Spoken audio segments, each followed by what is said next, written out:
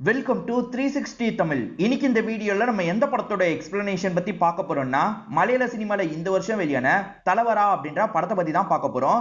இது ஒரு பக்கவான மோட்டிவேஷனல் படம்னு சொல்லாங்க. முதல்ல இந்த படத்தோட பிளாட்டை பத்தி சொல்றேன். ஆக்சுவலா நம்ம ஹீரோ இருக்கார்ல, எப்படியாவது சினிமால நடிக்கணும்ன்ற மாதிரிலாம் ஆசைப்படுறாரு. ஆனா வேற ஒரு பிரச்சனை இவருக்கு இருக்கு. அதனால நம்மளாம் நடிக்க முடியுமான்ற போது யோசிக்கிறாரு. வெண்புள்ளின்னு ஒரு பிரச்சனையை சொல்லுவாங்கல்ல, அதாவது தோல் வந்து கொஞ்சம் கலர்லாம் மாறும், சில பகுதியில மட்டும் மாறும். அது பார்க்கும்போது கொஞ்சம் அசிங்கமா தெரியும்ல. அதனால இவரே தாழ்வு மனப்பான்மையில இருக்காரு. நம்மளாம் எப்படி நடிக்க முடியும், நம்மளாம் எப்படி சினிமாக்கு போக முடியும்ன்ற மாதிரி யோசிக்கிறாரு. அப்பதான் இவரோட வாழ்க்கையில ஒரு பொண்ணு வராங்க, இவரை மோட்டிவேட்லாம் பண்றாங்க. இது மூலியமா இவர் நினைச்ச விஷயத்தை இவர் சாதிச்சாரா இல்லையான்னு சொல்றதுதான் படத்தோட மீதி கதையா இருக்கும். ரொம்ப சூப்பரா இருக்கும், உங்க எல்லாருக்குமே பிடிக்கும்னு நம்புறேன். எக்ஸ்பிளனேஷன் குள்ள போறதுக்கு முன்னாடி வீடியோக்கு ஒரு லைக் போடுங்க. இந்த எக்ஸ்பிளனேஷன் பிடிச்சிருந்ததுன்னா ஐப்னு ஒரு ஆப்ஷன் இருக்கும், அதுவும் பண்ணுங்க. அப்பதான் உங்களை மாதிரி பாக்குற நிறைய பேர்கிட்ட இந்த வீடியோ ரெக்கமெண்ட் பண்ணோம். சரி, மேற்கொண்டு பேசி டைம் வேஸ்ட் பண்ணாம நம்ம நேரடியா எக்ஸ்பிளனேஷனுக்குள்ள போயிடலாம். ஒரு படத்தோட ஃபர்ஸ்ட் ஷோ முடிச்சு எல்லாருமே வெளியே வந்துட்டு இருக்காங்க. அந்த மாதிரி நம்ம ஹீரோவும் வெளியே வந்துட்டு இருக்காரு. இவரோட பேரு ஜோதிஷ் அப்படின்றது. படம் எப்படி இருந்தது அப்படின்ற மாதிரி ரிவ்யூ எல்லாம் கேக்குறாங்க. படம் நல்லா இருந்தது அப்படின்ற மாதிரி நம்ம ஹீரோவும் சொல்லிட்டு இருக்காரு. பிரசன்ட்ல இந்த வீடியோவெல்லாம் ஓனர் இருக்கார்ல, ஹீரோ கிட்ட காட்டுறாரு. என்கிட்ட எதுக்கு லீவ் கேட்டு வாங்கின, நீ என்னடா சினிமா பாக்குறதுக்கு போயிருக்கன்ற மாதிரி திட்டுறாரு. ஹீரோ வேற ஒரு காரணம் சொல்லி லீவ் கேட்டிருப்பாரு போல, ஆனா சினிமாக்கு போயிருக்காரு. சினிமா தான் முக்கியம்னா அங்கேயே போயிடு, இந்த வேலை பக்கம்லாம் வராத, இதுக்கப்புறம் உனக்கு வேலை இல்லைன்ற மாதிரி ஓனரோ திட்டி அனுப்பி விடுறாரு. வேற வழி இல்லாம இவருமே இங்க இருந்து கிளம்புறாரு. ஆக்சுவலா நம்ம ஹீரோக்கு நிறைய ஃப்ரெண்ட்ஸுங்களா இருப்பாங்க. ஃப்ரெண்ட்ஸ் எல்லாருமே இவரை கிண்டல் பண்ணி கூப்பிடுவாங்க. அதாவது இவருக்கு வெண்புள்ளி ப்ராப்ளம் இருக்குல்ல, அதை சொல்லி கிண்டல் பண்ணி தான் கூப்பிடுவாங்க. இவரை பெருசா எடுத்துக்க மாட்டாரு. ஃப்ரெண்ட்ஸ் கூடயே இருக்கிறதுனால அவங்க சொல்றது பெருசா தெரிய மாட்டேங்குது. இப்ப ஃப்ரெண்ட்ஸுமே இவரை வீட்டுக்கெல்லாம் கூப்பிட்டு வந்துட்டு இருக்காங்க. இவர் வீட்டுக்கு வரும்போது அம்மா ரொம்ப கோபமா இருக்காங்க. கால் பண்ணா எடுக்க மாட்டியான்ற மாதிரிலாம் திட்டுறாங்க. இவரும் என்னாச்சுன்ற மாதிரி கேட்கிறாரு. உன் தங்கச்சியை காணோண்டா காலையில இருந்துன்ற மாதிரி சொல்றாங்க. இவர் தங்கச்சி பேரு ஜோதி அப்படின்றது. ஜோதி எங்க போயிருப்பா அப்படின்ற மாதிரி ஃப்ரெண்ட்ஸ் மூலியமா இவர் எல்லா இடத்தையும் தேடிட்டு இருக்காரு. அப்பதான் இவங்களுக்கு ஒரு விஷயம் தெரிய வருது. அது என்னன்னு பாத்தீங்கன்னா, தங்கச்சி இருக்காங்கல்ல, இவரோட ஒரு ஃப்ரெண்டு கூட திருட்டு கல்யாணம் பண்ணிக்கிறாங்க. அந்த ஃப்ரெண்டோட பேரு ரமேஷ் அப்படின்றது. ரமேஷ் கூட கல்யாணம் முடிஞ்சிருச்சா அப்படின்ற மாதிரி எல்லாருமே இந்த இடத்துல ஷாக்லாம் ஆயிட்டு இருக்காங்க. ஒரு ஸ்டேஜ்ல கன்ஃபார்மா இவங்களுக்கு நியூஸ் வந்துருது. அவங்க ரெண்டு பேருமே கல்யாணம் பண்ணி அவங்க வீட்டுக்குள்ள எல்லாம் போயிட்டு இருக்காங்க. இப்ப தகவல் தெரிஞ்ச அம்மா இருக்கார்ல, அடிச்சு இழுத்துட்டு வரலான்ற மாதிரி அந்த இடத்துக்கு வந்துடுறாங்க. தங்கச்சி அடிச்சு இழுத்துட்டு போறதுக்கு ட்ரை பண்றாங்க. இவருமே துரோகி, இப்படி பண்ணிட்டியே அப்படின்ற மாதிரி ஃப்ரெண்டு கூட சண்டைலாம் போட்டுட்டு இருக்காரு.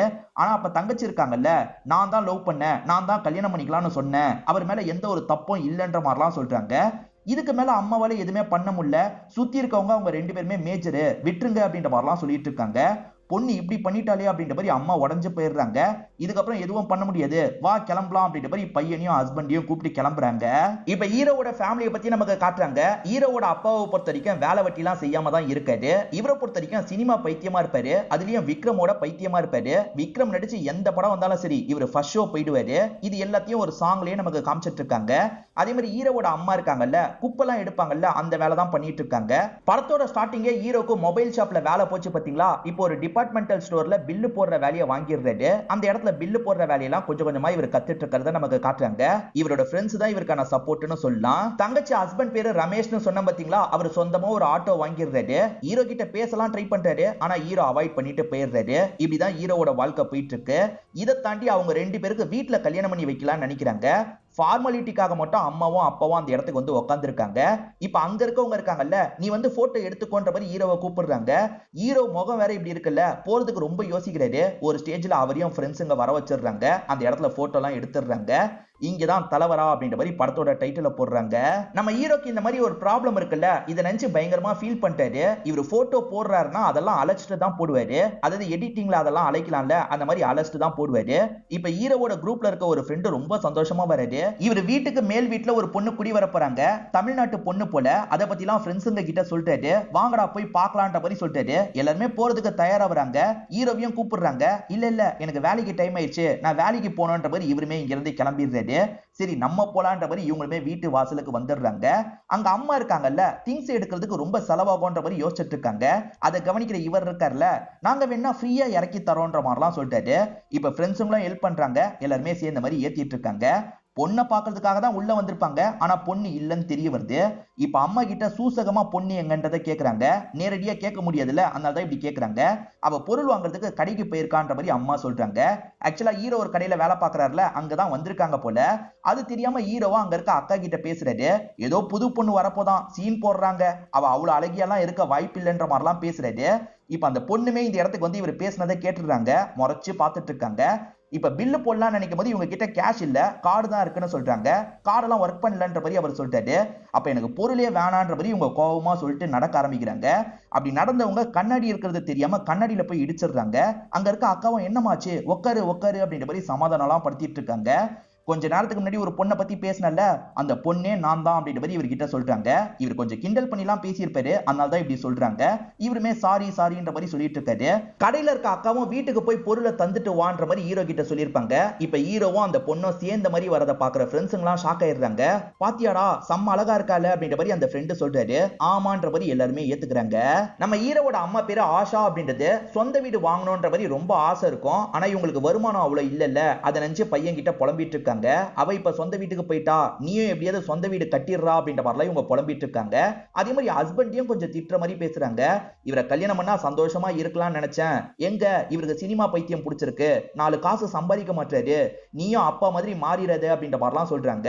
இவருமே சரின்ற மாதிரிலாம் தலையாட்டிட்டு இருக்காரு. இவருக்குமே சினிமா கனவு இருக்கும், அதெல்லாம் மறைச்சிட்டு தான் இருந்துட்டு இருக்காரு. அம்மா வெளிநாட்டுக்கு போய் 4 காசு சம்பாரின்ற மாதிரி சொல்லியிருப்பாங்க. அதுக்கான ஏற்பாடு பண்றதுக்காக இவர் ஒரு இடத்துக்கு வந்திருக்காரு. பார்த்தா நம்ம ஹீரோயின் அங்கதான் வேலைக்கு சேர்ந்திருக்காங்க போல. அவங்க பேரு சந்தியா அப்படின்றது. வெளிநாட்டுக்கு போறதுக்கு நிறைய காசு செலவாகும்ல, அதை பத்தி இவங்களுமே சொல்றாங்க. அவ்வளவு காசு செலவாகுமா, அப்ப வேணான்ற மாதிரி இவர் கிளம்ப பாக்குறாரு. உடனே போகாத உட்காருன்ற மாதிரி இவங்க சொல்றாங்க. இல்ல நான் கிளம்புறேன்னு இவர் எந்திரிக்க பாக்குறாரு. உட்காருன்னு சொல்றேன்ல, அங்க இருந்து மேனேஜர் பாத்துட்டு இருக்காருன்ற மாதிரி சொல்றாங்க. சரி ஓகேன்ற மாதிரி இவரும் உட்காந்து கொஞ்ச நேரம் பேசிட்டு இருக்காரு. உடனே போனா மேனேஜர் ஏன் எதுக்குன்னு கேட்பார்ல, அதுக்காக தான் வேணும்ட்டே உட்கார வச்சு இவங்களுமே பேசிட்டு இருக்காங்க. இவங்க ஏரியால ஒரு திருவிழா நடக்குது. அப்பா அதுல டிராமா மாதிரி பண்ண போறாரு போல. இவங்களுமே திருவிழாவை பார்க்கிறதுக்காக வந்து நிக்கிறாங்க. இவங்களுக்கு சரியா தெரியவே மாட்டேங்குது. அந்த சமயம் பொண்ணோட ஃபேமிலி இருக்காங்கல்ல, மாடியில இருந்து கவனிச்சிட்டு இருக்காங்க. சொந்த வீடுல, அதனால தான் அங்க இருந்து கவனிச்சிட்டு இருக்காங்க. இவங்க கூட இருக்க ஒரு லேடி அங்க போலான்னு சொல்றாங்க. இல்ல நான் வரலன்ற மாதிரி ஆஷா மறுத்துறாங்க. அதே மாதிரி பையனை பார்த்து நீ ஒரு சொந்த வீடு கட்டி இருக்கலாம்ல, நம்மளும் அப்படி இருந்து பாத்துருக்கலாம்ல அப்படின்ற மாதிரிலாம் சொல்லிட்டு இருக்காங்க. இப்ப என்ன உங்களுக்கு பார்க்கணும் அவ்வளவுதானே அப்படின்ற மாதிரி இவருமே அம்மாவை கூட்டு போறாரு. அங்க கிரேன் மாதிரி ஒண்ணு இருக்கும், அதை தூக்க சொல்றாரு. தூக்குறது மூலியமா இவங்க அவங்கள விட ஹைட்டுக்கு போயிடுறாங்க. இப்ப எப்படி அப்படின்ற மாதிரி இவருமே அம்மா கிட்ட கேட்டுட்டு இருக்காரு. இப்ப அம்மாவும் சந்தோஷமா இங்க இருந்து அந்த திருவிழாவை பாக்குறாங்க. இது எல்லாத்தையும் சந்தியாவும் பாக்குற மாதிரி நமக்கு காட்டுறாங்க. சந்தியாவை ஹீரோவோட ஃப்ரெண்ட் ஒருத்தர் லவ் பண்றாருல, அவங்க கிட்ட பேசணும் அப்படின்ற மாதிரிலாம் யோசிச்சுட்டு இருக்காரு. ஏற்கனவே ஹீரோ பேசிட்டாருன்றதும் தெரிய வருது. மச்சான் எனக்கு பேசுறதுக்கு ரொம்ப பயமா இருக்கு, நீ போய் பேசு அப்படின்ற மாதிரிலாம் ஃப்ரெண்டு சொல்லி அனுப்புறாரு. இப்ப இவருமே இவங்க கிட்ட பேசுறதுக்காக வந்துடுறாரு. நீ என்ன சீக்கிரமா போயிட்ட, கம்மி காசுக்கும் போலாம், நான் வேற ஏதாவது வழிய சொல்றேன் அப்படின்ற மாதிரிலாம் இந்த பொண்ணு பேசுறாங்க. இவர் வார்த்தைக்கு வார்த்தை அக்கா அக்கான்னு கூப்பிடுறாரு. நம்ம 2 பேருக்கும் ஒரே வயசு தான், அக்கான்லாம் கூப்பிடாது அப்படின்ற மாதிரி சொல்றாங்க. சரி ஓகே அப்படின்ற மாதிரி இவருமே ஏத்துக்கிறாரு. ஆக்சுவலா இவங்களுக்கு லைட்டா அவரை பிடிக்க ஆரம்பிச்சிருச்சு போல, அதனால தான் இந்த மாதிரிலாம் பேசிட்டு இருக்காங்க. போக போக இவங்க 2 பேருமே நம்பர்லாம் எக்ஸ்சேஞ்ச் பண்ணிடுறாங்க. அவங்க வெளியே போகும்போது நீயும் வான்னு கூப்பிடுறாங்க. இவரும் சரின்ற மாதிரி அவங்க கூட சேர்ந்த மாதிரி வெளியெல்லாம் போறாரு. ஒரு சமயம் இவங்க 2 பேருமே படம் பார்க்கறதுக்காக ஒன்னா வந்துட்டு அங்க இருந்து கிளம்பி வந்துட்டு இருக்காங்க. இவங்க கிளம்பி வந்துட்டு இருக்கிறத ஃப்ரெண்டு பார்த்து ஷாக் ஆயிடுறாரு. அப்ப இவன் கரெக்ட் பண்ணிட்டானா அப்படின்ற மாதிரிலாம் ஃப்ரெண்டு யோசிக்கிறாரு. இப்ப இவர் வரும்போது இவரை போட்டு பயங்கரமா திட்டுறாரு. எனக்காக பேசுறேன்னு சொல்லிட்டு நீ கரெக்ட் பண்ணிட்டலன்னு கேக்குறாரு. என்னடா இப்படி பேசுற, அப்படிலாம் இல்லன்ற மாதிரி ஹீரோவும் சொல்றாரு. ஆனா ஃப்ரெண்டு ஏத்துக்காம இங்க இருந்து கோவமா கிளம்பி போயிடுறாரு. அதனால ஹீரோவும் இதுக்கப்புறம் அந்த சந்தியா கிட்ட பேசவே கூடாதுன்னு முடிவெடுக்கிறாரு. இப்ப நம்ம ஹீரோவும் போட்டோ எடுக்கிறதுக்காக ஒரு ஸ்டுடியோக்கு வந்திருக்காரு. உள்ள பார்த்தா ஷார்ட் பிலிம்கான ஷூட்டிங் தான் போயிட்டு இருக்கு. இவரும் ஆர்வத்துல எட்டி எட்டி பார்த்துட்டு இருக்காரு. ஒரு ஸ்டேஜ்ல ஷூட்டிங் பண்ணிட்டு இருந்தவங்க வெளியே வந்துடுறாங்க. ஒருத்தர் வரணும் போல, அவர் வராம ஏமாத்திட்டாரு. என்ன வராம இப்படி பண்ணிட்டான், இப்ப என்ன பண்றது அப்படின்ற மாதிரிலாம் யோசிச்சுட்டு இருக்காங்க. ஹீரோ எட்டி எட்டி பார்த்துட்டு இருக்கிறத கவனிக்கிறவங்க ஹீரோவை நடிக்க வச்சா என்னன்ற மாதிரி யோசிக்கிறாங்க. நாங்க ஒரு ஷார்ட் பிலிம் எடுக்கிறோம், நீங்க நடிக்கிறீங்களான்னு கேக்குறாங்க. சேச்சே அதெல்லாம் எனக்கு செட் ஆகுதுன்ற மாதிரி சொல்லிட்டாரு. ப்ளீஸ் பிரதர் நடிங்கன்ற மாதிரிலாம் சொல்றாங்க. ஒரு ஸ்டேஜ்ல இவரும் ஏத்துக்கிறாரு. ஆனா கேமராவை பார்த்தோன்னே இவருக்கு பயம் வந்துருது. என் மூஞ்சிலாம் கேமரால பார்க்க நல்லா இருக்காதுன்னு சொல்லிட்டாரு. பிரதர் என்ன நினைச்சிட்டு இருக்கீங்க, இப்ப சினிமா நிறைய மாறிடுச்சு, நடிப்பதான் பார்ப்பாங்க, முகத்தை பார்க்க மாட்டாங்கன்ற மாதிரி அங்க இருக்கவர் சொல்லிட்டாரு. ஹீரோக்கு ஒரு கான்பிடன்ட் கிடைக்குது. பக்காவா நடிக்கணும்ன்ற மாதிரி நடிக்கிறாரு. சூப்பரா நடிச்சீங்க அப்படின்ற மாதிரி எல்லாருமே பாராட்டுறாங்க. இந்த டீமை சேர்ந்த எல்லாருமே சினிமால நுழையணும்ன்ற மாதிரி ட்ரை பண்ற பண்றவங்களா இருப்பாங்க. நாங்க அடிக்கடி ஆடிஷன் வந்தா போயிட்டு இருப்போம், நீங்களும் ஆடிஷன் வந்தா வாங்கலன்ற மாதிரி சொல்றாங்க. கண்டிப்பா வரன்ற மாதிரி இவரும் ஏத்துக்கிறாரு. இவங்களுமே புதுசா நடக்க போற ஒரு ஆடிஷனை பத்தி சொல்றாங்க. நம்ம ஹீரோக்கு ஆடிஷனுக்கு போறதுக்கு காசு வேணும். அம்மா கிட்ட ஆடிஷன் சொன்னா காசு தர மாட்டாங்க. நான் பாஸ்போர்ட் ஆபீஸ்க்கு போறேன்னு சொல்றாரு. அப்படியா, இந்த காசுன்ற மாதிரி அம்மா காசெல்லாம் தராங்க. அவங்க வண்டியிலேயே ஒரு இடத்துல இறக்கி விடுறாங்க. இப்ப இவர் அங்க இருந்து கிளம்பி ஆடிஷன் நடக்கிற இடத்துக்கு வந்துடுறாரு. அங்க இருக்கவங்க கிட்ட எல்லாம் சகஜமா பேசிட்டு இருக்காரு. இங்க ஏஜென்ட் மாதிரி ஒரு நபர் இருக்காரு. அவர் நீ எல்லாம் வந்திருக்கியான்ற மாதிரி ஒரு பார்வை பாக்குறாரு. அதே மாதிரி என்னடா இன் பண்ணிருக்க, அதெல்லாம் எடுத்து விடு அப்படின்ற மாதிரி இவரை கொஞ்சம் அசிங்கப்படுத்துற மாதிரி பேசிட்டு இருக்காரு. என்ன இப்படி எல்லாம் பேசுறாருன்ற மாதிரி ஹீரோவும் ஃபீல் பண்றாரு. இந்த உள்ள நுழையிறதுக்கே காசு தரணும் போல ஒரு 1000 ரூபாய் மாதிரி காசை தந்துட்டு இவர் உள்ள வந்துடுறாரு. இவர் சீனை பார்த்தோன்னே ஓகேன்னு சொல்லிடுறாங்க. என்ன உடனே ஓகே பண்ணிட்டாங்கன்னு யோசிக்கிறாரு. என்ன ஓகே பண்ணிட்டாங்கன்ற மாதிரி கெத்தா வெளியே வந்துட்டு இருக்காரு. ஆக்சுவலா சைடு கேரக்டருக்கு தான் ஓகே பண்ணிருக்காங்க போல, அது ஹீரோக்கு புரிய மாட்டேங்குது. ஷூட்டிங்க்கு வரும்போது உனக்கே புரியும்ன்ற மாதிரி இங்க இருக்க ஏஜென்ட்டுமே அனுப்பி வர்றாரு. ஹீரோ பெரிய சான்ஸ் கிடைச்சிருச்சு அப்படின்ற மாதிரிலாம் சந்தோஷமா கிளம்பிட்டு இருக்காரு. இப்ப ஜோதி இருக்காங்கல்ல, ஹஸ்பண்ட் கூட ஹாஸ்பிட்டலுக்கு வந்திருப்பாங்க. அங்க இருக்க ஆட்டோக்காரங்களா இங்கெல்லாம் நீ ஆட்டோவை நிறுத்தக்கூடாதுன்ற மாதிரி அங்க இருக்க ரமேஷ் கிட்ட பிரச்சனை பண்றாங்க. இல்ல ஒய்ஃபை கூட்டு போறதுக்காக தான் வந்தேன்னு இவர் சொல்றாரு. ஹீரோவும் சப்போர்ட்டிவா பேசுறதுக்காக வராரு. இருந்தாலுமே அவங்க தள்ளு முள்ளு மாதிரிலாம் பண்ணிட்டு இருக்காங்க. ஒரு ஸ்டேஜ்ல ஜோதியே பேச ஆரம்பிச்சிடுறாங்க. இவர் என்னோட ஹஸ்பண்ட், புரிஞ்சுக்கோங்க அப்படின்ற மாதிரிலாம் சொல்றாங்க. அதனால ஆட்டோக்காரங்களும் சரின்ற மாதிரி ஏத்துக்கிறாங்க. இவங்களுக்கு பிரச்சனைன்னும் போது ஹீரோ கேட்கறதுக்காக வந்தார்ல, அதனால ரமேஷும் நீயும் ஆட்டோல ஏறுன்ற மாதிரி சொல்றாரு. சரின்ற மாதிரி ஹீரோவும் ஆட்டோல ஏறி உட்காந்துடுறாரு. லைட்டா இவங்க கிட்ட பேசுறாரு. நம்ம ஹீரோ ரொம்ப நாளா ஹீரோயின் கிட்ட பேசாம இருந்திருப்பாரு. அதனாலேயே இவங்க ஆர்டர் பண்ணி கொண்டு வர வச்சிருக்காங்க. எதுக்காக என்கிட்ட இப்பெல்லாம் பேசவே மாட்டேன்ற மாதிரி கேக்குறாங்க. அதெல்லாம் ஒண்ணும் இல்லையன்ற மாதிரி இவர் சமாளிச்சிட்டு இருக்காரு. சரி உள்ள வந்து வையின்ற மாதிரி சொல்றாங்க. இவரும் வைக்கலான்ற மாதிரி உள்ள போயிட்டு இருக்காரு. அப்ப சட்டுன்னு இவங்க கதவை லாக் பண்றாங்க. என்ன பண்றீங்க, யாராவது பார்த்துட்டா பிரச்சனை அப்படின்ற மாதிரிலாம் இவர் சொல்லிட்டு இருக்காரு. உனக்கு என்ன பிரச்சனைன்னு சொல்லுன்ற மாதிரி கேக்குறாங்க. நம்ம 2 பேர் பழகிட்டு இருக்கிறது என்னோட ஃப்ரெண்ட்ஸுங்க லவ்னு நினைக்கிறாங்க, அதனால தான் உங்களை விட்டு கொஞ்சம் விலகி போனன்ற மாதிரிலாம் சொல்றாரு. அப்ப நம்ம 2 பேருமே ஃப்ரெண்ட்ஸ் தானான்ற மாதிரி இவங்க கேக்குறாங்க. அதாவது இவங்களுக்கு லவ் ஏற்பட்டுச்சுல, அதுதான் இந்த மாதிரி கேள்வியா கேக்குறாங்க. அதை இவர் புரிஞ்சுக்க மாட்டாரு. இதுக்கு முன்னாடி உனக்கு லவ்னு ஏதாவது இருந்திருக்கான்ற மாதிரி கேக்குறாங்க. இருந்திருக்குன்ற மாதிரி சொல்றாரு. என்ன லவ்ன்ற மாதிரி இவங்க கேக்குறாங்க. ஸ்கூல் டைம்ல இருந்து ஒரு பொண்ணை பயங்கரமா லவ் பண்ண, ஆனா அவ விட்டுட்டு போயிட்டான்ற மாதிரி சொல்றாரு. எதுக்குன்ற மாதிரி இவங்க கேக்குறாங்க. காலேஜ் டைம்ல தான் எனக்கு இந்த பிரச்சனை எல்லாம் வர ஆரம்பிச்சது, இத பார்த்ததுக்கு அப்புறம் எப்படி இருப்பா, விட்டுட்டு போயிட்டான்ற மாதிரி சொல்றாரு. இதெல்லாம் கொஞ்சம் சோகமா தான் இவர் சொல்லிட்டு இருப்பாரு. சரி நான் கிளம்புறேன்னு இவர் கிளம்ப போறாரு. அப்ப இவங்க இருக்காங்கல்ல, அவ விட்டுட்டு போன மாதிரி நான் விட்டுட்டு போக மாட்டேன்ற மாதிரி சொல்றாங்க. இத கேட்கிறவருக்கு சட்டுன்னு ஒண்ணுமே புரியல. அங்க இருந்து கிளம்பும் போதுதான் கொஞ்சம் கொஞ்சமா புரியுது அவங்க லவ் பண்றாங்க, கடைசி வரைக்கும் கூட இருப்பேன்னு சொல்றாங்க போலன்ற மாதிரி யோசிக்கிறாரு. இப்ப சந்தோஷமா சிரிச்சுக்கிட்டே போக ஆரம்பிக்கிறாரு. அடிக்கடி இவங்க 2 பேருமே சேர்ந்த மாதிரி வெளியெல்லாம் போறாங்க. இத பாக்குற அந்த ஃப்ரெண்டு கோவப்பட்டு இருக்காரு. ஹீரோ வேலைக்கு போக போறேன்னு போய் சொல்லிட்டு வேற எங்கேயோ போக போறது இவங்களுக்கு தெரிஞ்சிருது. உண்மையை சொல்லு அப்படின்ற மாதிரிலாம் இவங்க கேட்டுட்டு இருக்காங்க. ஆக்சுவலா இவர் ஷூட்டிங் போக போறாருல, அதை பத்தி சொல்றாரு. சரி எதுக்காக என்கிட்ட மறைச்சன்ற மாதிரி இவங்க கேக்குறாங்க. சின்ன வயசுல ஜெமினி படம் ஷூட்டிங் நடக்கும் போது என்னோட அப்பா கூட்டு போனாரு. என் அப்பாவும் நடிச்சாரு, நானும் நடிச்சேன். அதெல்லாம் படத்துல வரோன்ற மாதிரி சந்தோஷமா பார்க்க போனோம். ஆனா எங்களோட சீன் படத்திலேயே வரல. அப்பத்துல இருந்து முன்கூட்டி எதுவும் சொல்றது இல்லங்க, நடந்ததுக்கு அப்புறம் சொல்லலாம்னு நினைச்சேன், அதனால தான் சொல்லன்ற மாதிரி இவர் சொல்லிட்டாரு. அதெல்லாம் கவலைப்படாத, இந்த வாட்டி கண்டிப்பா உன்னோட சீன் வந்துரும். எங்க போனோம், நானே டிராப் பண்றேன்ற மாதிரி சொல்றாங்க. இவர் இடத்த சொன்னோன்னா டிராப் பண்றதுக்காக வந்துடுறாங்க. ஆனா ஷூட்டிங் ஸ்பாட்ல நிறைய பேரை பார்த்தோன்னே இவருக்கு பயம் வந்துருது. இவ்வளவு பேர் முன்னாடி எப்படி நடிக்கிறது, நம்ம கிளம்பிடலாம் அப்படின்ற மாதிரிலாம் சொல்லிட்டாரு. அதெல்லாம் ஒண்ணும் இல்ல, நீ தைரியமா போன்ற மாதிரி இவங்க இறக்கி விட்டுட்டு போயிடுறாங்க. இவரும் நடிக்கிறதுக்காக அந்த இடத்துக்கு வந்துடுறாரு. பார்த்தா கூட்டத்தோட கோவிந்தா போடுற வேலையா தான் இருக்கும். இதுக்கு தான் வந்துமா, இதுக்கு தான் 1000 ரூபாய் தந்துமான்ற மாதிரிலாம் யோசிச்சுட்டு இருக்காரு. அங்க இருக்க ஏஜென்ட் கிட்ட பேசுறதுக்காக வந்துடுறாரு. என் 1000 ரூபாயை திருப்பி தாங்க, இல்ல முன்னாடி நிக்க வைங்கன்ற மாதிரிலாம் சொல்லிட்டாரு. ஓஹோ டைலாக் உனக்கு வேணுமா, இதுதான் டைலாக், முன்னாடி வந்து பேசுன்ற மாதிரி இவரும் வேகமா கையை பிடிச்சி முன்னாடி கொண்டு வந்து விடுறாரு. அங்க இருக்க கேமராமேன் இதை பார்த்து கடுப்பாயிடுறாரு. யோ இவனெல்லாம் யார் ஏன் முன்னாடி நிறுத்தினது, இவனை பின்னாடி கொண்டு போய் விடியா அப்படின்ற மாதிரிலாம் கத்தி சொல்றாரு. எல்லாருமே இதை கேட்கறாங்கல்ல, எல்லாருமே இவரை பார்த்துட்டு இருக்காங்க. எல்லாருமே இப்படி பாக்குறது இவருக்கு ரொம்ப கஷ்டமா இருக்கு. எல்லாரும் அங்க சீனுக்கு பெர்ஃபார்ம் பண்ணிட்டு இருக்காங்க. இவர் மட்டும் எதுவும் பண்ணாம நின்னுட்டு இருக்காரு. கூனி குறுகுன மாதிரி தான் இந்த இடத்துல நின்னுட்டு இருக்காரு. இங்கதான் படத்தோட இன்டர்வல போடுறாங்க. ஆக்சுவலா இவர் ஒரு ஷார்ட் பிலிம் நடிச்சார்ல, அப்பா கிட்ட கூட சொல்லியிருக்க மாட்டாரு. அப்பா எதர்ச்சியா பார்த்து ஒய்ஃபு கிட்ட இதை பத்தி சொல்லிட்டாரு.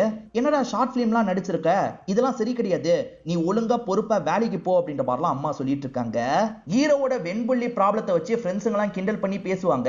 எப்பவுமே ஹீரோக்கு அது பெருசா தெரியாது. ஆனா இப்பதானே ஒரு அவமானத்தை சந்திச்சுட்டு வந்திருக்காரு. அதனால ஃப்ரெண்ட்ஸுங்க பேசும்போது இவருக்கு கோவம் வருது. இப்படி பேசாதீங்கன்னு சொல்லிட்டாரு. பேசினா அடி பண்ற மாதிரி சொல்லிட்டாரு. இதனால ஃப்ரெண்ட்ஸுங்க கூடயே இவருக்கு தள்ளுமுள்ளி ஏற்படுது.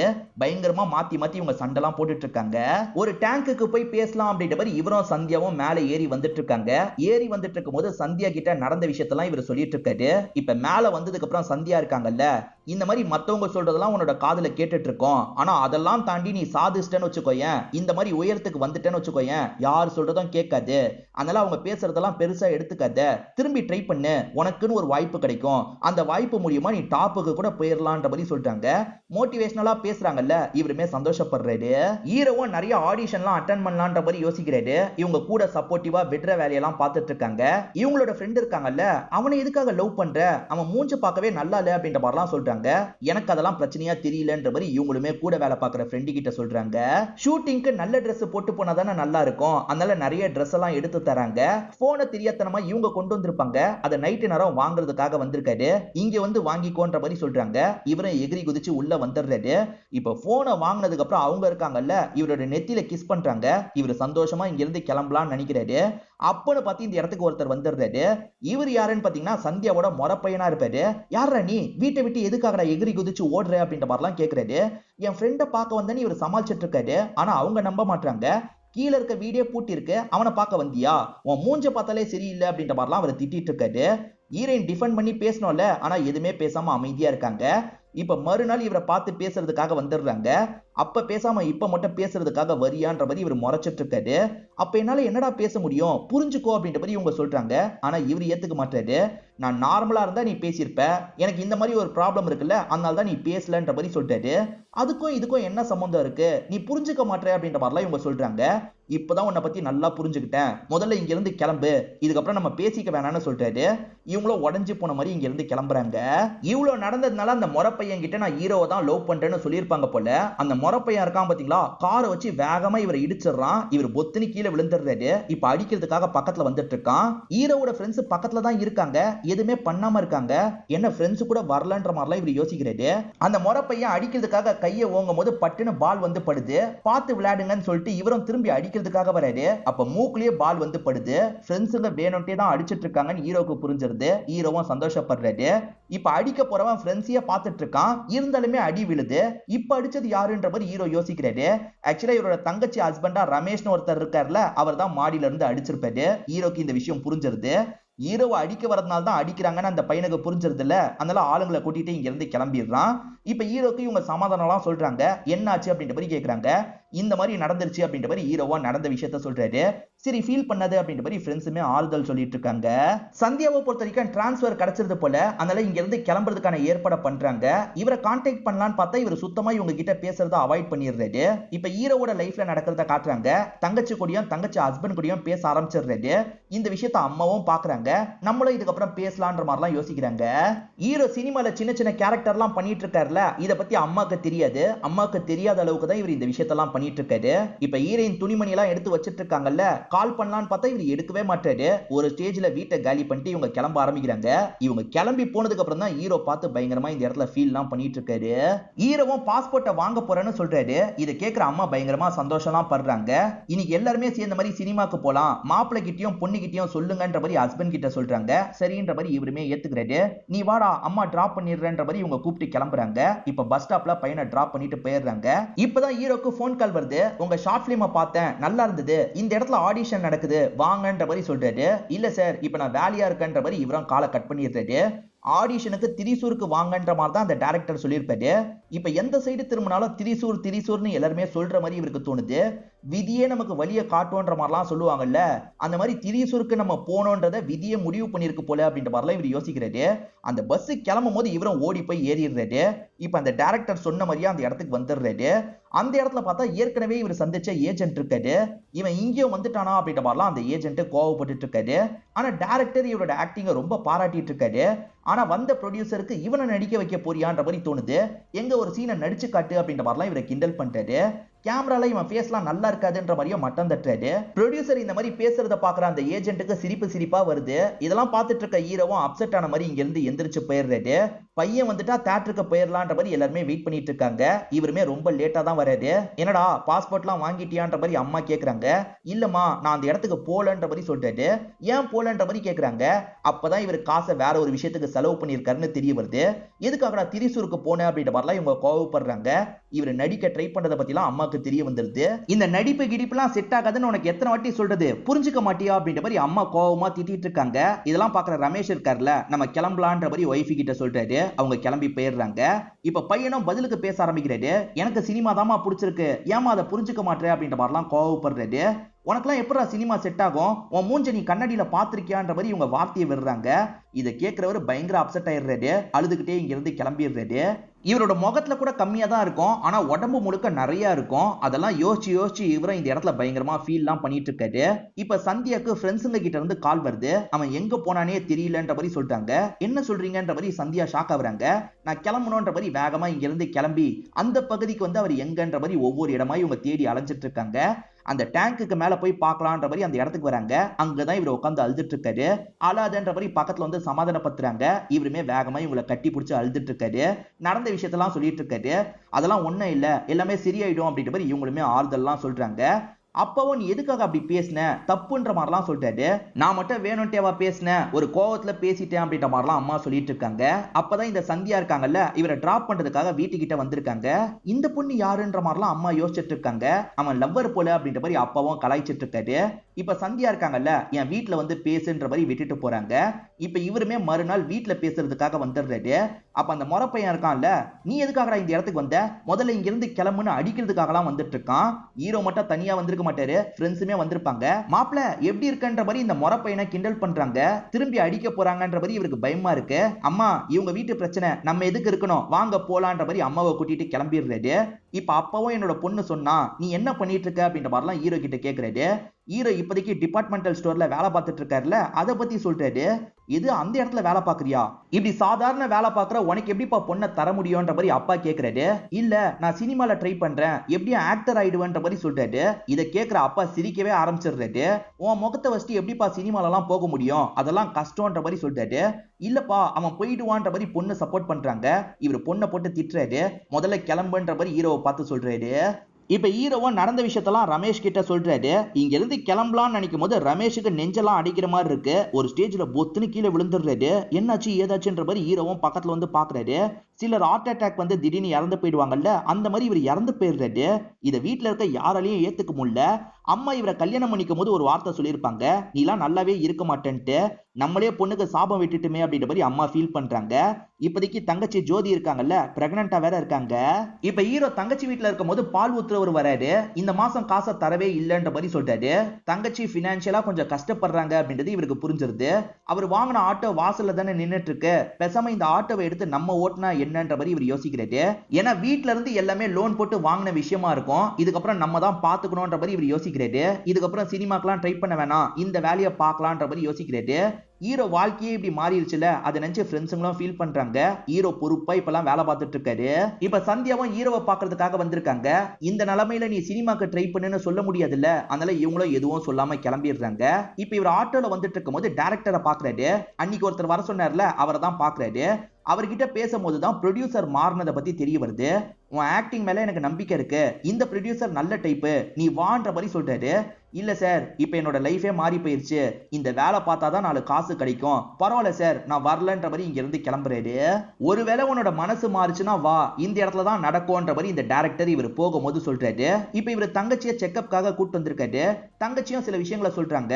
அவன் ரொம்ப பயந்தவன், ஸ்டார்டிங்கா உன்கிட்ட சொல்லணும்னு நினைச்சான், நான் தான் சொல்லாம மறைச்சேன், கல்யாணத்தை கூட நான் தான் ஃபோர்ஸ் பண்ணேன், இது நானா விருப்பப்பட்டு எடுத்த முடிவு, இதுல எனக்கு எந்த ஒரு ரெக்ரெட்டும் கிடையாதுன்ற மாதிரி சொல்றாங்க. இவர் தங்கச்சி சொன்னதை திரும்ப திரும்ப யோசிச்சு பாக்குறாரு. சினிமான்ற கனவை நம்ம எதுக்கு விடணும், முடிஞ்ச அளவுக்கு ட்ரை பண்ணி பார்ப்போம், நமக்கான வாய்ப்பு கிடைக்க கூட வாய்ப்பு இருக்குன்ற மாதிரிலாம் யோசிக்கிறாரு. அந்த டைரக்டர் வர சொன்னார்ல, அவரை பாக்குறதுக்காக இவர் வந்துடுறாரு. இந்த இடத்துலயே அந்த ஏஜென்ட் இருக்காரு. அச்சோ இவன் இங்கேயும் இருக்கானே அப்படின்ற மாதிரி இவருமே யோசிக்கிறாரு. அதுலயும் அந்த ஏஜென்ட் இருக்கார்ல, ஹீரோக்கு தர இருக்கிறதா ஒரு ரோல் வச்சிருக்காங்கல்ல, அந்த ரோலை எனக்கு தாங்க அப்படின்ற மாதிரிலாம் கேட்டுட்டு இருக்காரு. அப்பன்னு பார்த்து ஹீரோ வந்துடுறாரா, ஹீரோவை நடிக்க வைக்கலாம் அப்படின்ற மாதிரி அந்த டைரக்டர் யோசிக்கிறாரு. ஆனா ஏஜென்ட் இருக்கார்ல, இவனை விட நான் நல்லா பண்ணுவேன்ற மாதிரி ஹீரோவை மறைச்ச மாதிரி நிக்கிறாரு. ஹீரோவை விலகி போங்கன்னு சொல்லிட்டாரு. இப்ப டைரக்டர் ஒரு ஸ்டேஜ்ல விலகி போக சொன்னதால இவரும் கோவமா இங்க இருந்து போறாரு. இப்ப ஹீரோவை பர்ஃபார்ம் பண்ண வைக்கலாம் டைரக்டர் யோசிக்கிறாரு. ஹீரோ பர்ஃபார்ம் பண்ணலான்னு உட்கார்றாரு பாத்தீங்களா, அப்பன்னு பார்த்தா அந்த ஏஜென்ட் வந்து எட்டி மிதிச்சிடுறாரு. இவரை போட்டு அடின்னு அடிக்கிறாரு. அடிச்சதுல கை கால்லாம் உடைஞ்சிருது. அதனால இது பெரிய நியூஸா மாறிடும். இப்ப ஹாஸ்பிட்டல்ல எல்லாருமே நியூஸ்ல வரத பார்த்துட்டு இருக்காங்க. இப்ப ஹீரோ கை உடைஞ்ச மாதிரி ஹாஸ்பிட்டல்ல தான் இருக்காரு. ஓரளவுக்கு ஹீரோ தேறி வந்துடுறாரு போல. இன்னும் கொஞ்ச நாள்ல கூட்டு போலாம் அப்படின்ற மாதிரி அம்மாவும் அப்பாவும் யோசிக்கிறாங்க. அப்பதான் இந்த டைரக்டர் இவரை பார்த்து நலம் விசாரிக்கிறதுக்காக வந்திருக்காரு. நீ ஓகே தானே அப்படின்ற மாதிரிலாம் கேட்கிறாரு. சார் எப்ப சார் அடுத்த ஆடிஷன் அப்படின்ற மாதிரி ஹீரோ கேட்கிறாரு. நாளையோட ஆடிஷன் எல்லாமே முடியுது, நீ தேடி வரதுக்கு எப்படியும் ஒரு வாரம் ஆகும், அதனால அடுத்த படம் எடுக்கும் போது பாத்துக்கலாம் அப்படின்ற மாதிரிலாம் சொல்லிட்டாரு. ஆனா ஹீரோ இருக்கார்ல, சார் இங்கே ஆடிஷன் எடுத்தா என்ன சார், இங்கே நீங்க சொல்ற சீனை நான் பர்ஃபார்ம் பண்றேன் அப்படின்ற மாதிரி சொல்லிட்டாரு. அதனால டைரக்டர் என்ன பண்றது அப்படின்ற மாதிரிலாம் யோசிக்கிறாரு. சார் ப்ளீஸ் சார் ஒத்துக்கோங்க அப்படின்ற மாதிரி சுத்தி இருக்க எல்லாருமே கேட்கறாங்க. சரி ஓகே அப்படின்ற மாதிரி இவருமே ஏத்துக்கிறாரு. இப்ப ஆளுங்களை கேமராவெல்லாம் கொண்டு வர சொல்லிடுறாரு. ஹீரோவும் பர்ஃபார்ம் பண்றதுக்கு தயாராகிறாரு. அப்ப டி ஷர்ட் கீழே விழுந்துருது. உடம்புல இருக்க வெண்புள்ளி எல்லாம் தெரியுது இல்ல, அதனால அம்மா சட்டுன்னு துணியை வச்சு மறைக்கிறதுக்கு வராங்க. இல்லம்மா அதை எடுத்துட்டு போங்கன்ற மாதிரி சொல்லிட்டாரு. கொஞ்சம் கான்பிடென்ட்டா இந்த விஷயத்த பண்ணணுன்றதுக்காக தான் ஹீரோ இப்படி பண்றாரு. இப்ப அதெல்லாம் எடுத்துட்டு போயிடுறாங்க. இந்த டைரக்டரும் என்ன சீன் அப்படின்றதெல்லாம் இவர்கிட்ட சொல்லிட்டு இருக்காரு. முதல்ல எமோஷனலா பேசணும், அதுக்கப்புறம் கோவமா பேசணும், இந்த ரெண்டு எமோஷன் மாறதே தெரியக்கூடாது அப்படின்ற மாதிரிலாம் சொல்லிட்டாரு. சரி ஓகேன்ற மாதிரி இவரும் ஏத்துக்கிறாரு. இந்த பர்ஃபார்மன்ஸா பண்ண ஆரம்பிக்கிறாரு. ஹீரோ பர்ஃபார்ம் பண்ணி எல்லாருமே இப்பதான் பாக்குறாங்கல்ல, ரொம்ப ஆச்சரியப்படுறாங்க. அவ்வளவு சூப்பரா பண்ணிட்டு இருக்காரு. இங்க இருக்க மத்த பேஷண்ட்டுமே பார்த்து ஆச்சரியப்பட்டு இருக்காங்க. இதெல்லாம் கவனிக்கிற டைரக்டருக்கு ரொம்ப பிடிச்சிருது. நீ தான் கண்டிப்பா அந்த ரோலை பண்றன்ற மாதிரி சொல்லிட்டு இங்க இருந்து கிளம்புறாரு. அதனால எல்லாருமே இந்த இடத்துல பயங்கரமா சந்தோஷப்படுறாங்க. அந்த படமும் ரெடி ஆகி வெளியாயிருது. அந்த படத்தை பொறுத்த வரைக்கும் 3 மெயின் கேரக்டர்ஸ் இருப்பாங்க. ஒன் ஆஃப் த மெயின் கேரக்டரா நம்ம ஹீரோவும் பண்ணிருப்பாரு. ஹீரோவோட மைண்டுக்குள்ள ஹீரோவை அசிங்கப்படுத்தின எல்லாரும் பேசினதும் ஓடிட்டு இருக்கு. இப்ப படம் ஃபர்ஸ்ட் ஷோ முடிஞ்சிருது. எல்லாருமே படத்தை கொண்டாடிட்டு இருக்காங்க. கண்டிப்பா படம் ஓடும்ன்ற மாதிரி எல்லாருமே இவர்கிட்ட சொல்லிட்டு இருக்காங்க. இதை கேட்கிற இவருக்கும் சந்தோஷமா இருக்கு. நம்ம நினைச்சதை பண்ணிட்டோன்ற மாதிரிலாம் யோசிக்கிறாரு. இவர் நினைச்ச மாதிரியே படம் சக்சஸ் ஆயிருது. இந்த படம் நல்லபடியா ஓடிட்டு இருக்கு அப்படின்ற மாதிரி பேனர்லாம் வச்சிட்டு இருக்காங்க. இதோடைய ஹாப்பியா இந்த படத்தோட கதையை முடிச்சிடுறாங்க. கண்டிப்பா இந்த படம் உங்க எல்லாருக்குமே பிடிச்சிருக்கும்னு நம்புறேன். இந்த வீடியோ உங்களுக்கு பிடிச்சிருந்ததுன்னா லைக் பண்ணுங்க, கமெண்ட் பண்ணுங்க, மறக்காம 360 தமிழ் சேனலை சப்ஸ்கிரைப் பண்ணுங்க. தொடர்ச்சியா இந்த மாதிரி வீடியோக்கள் வந்துகிட்டே தான் இருக்கும்.